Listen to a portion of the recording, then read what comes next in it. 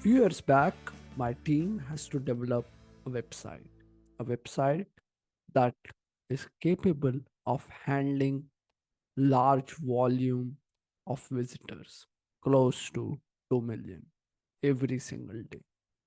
It also means that it is able to process the required details that a customer need, load the pages, give the use cases, give the white papers that the customer has uploaded. The customer is able to write blogs there as well. Now, all these is not possible to be built in 2 to 3 weeks of sprint. So what our team did is we built increments. We first developed the initial version of the website. That is the most important one for our client. The first few pages that are essential and most critical to go live. Then, in the subsequent sprints, we kept on building one feature after another. And that's what is increment all about. An increment is a way in which product goal is satisfied by a Scrum team in an incremental way. The important aspect is increments are usable.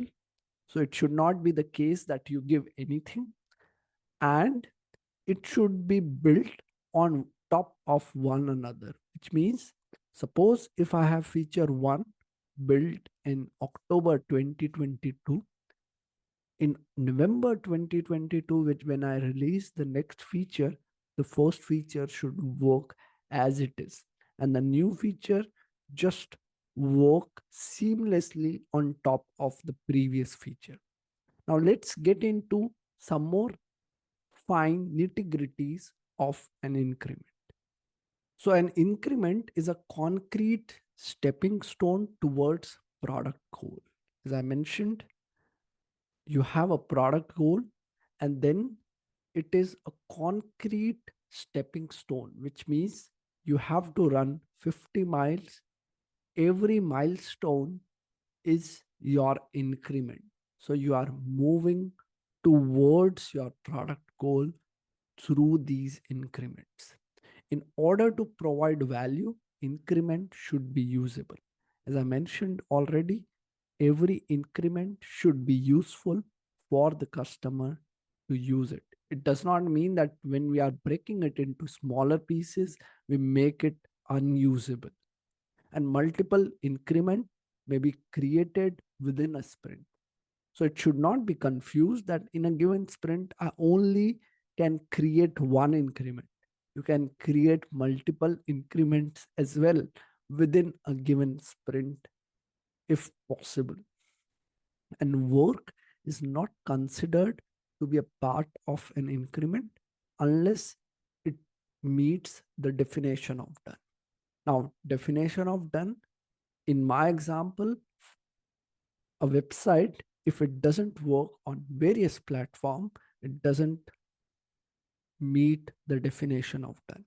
What it means is, suppose I am building a website, it works on Internet Explorer, but not on Chrome, then is not meeting definition of done, and it cannot be considered as part of my increment.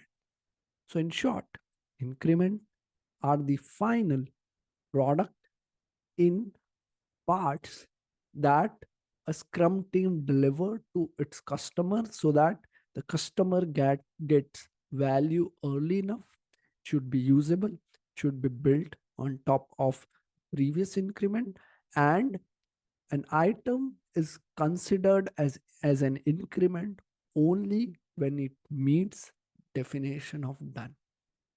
I hope now all the artifacts that a Scrum team creates is clear to you.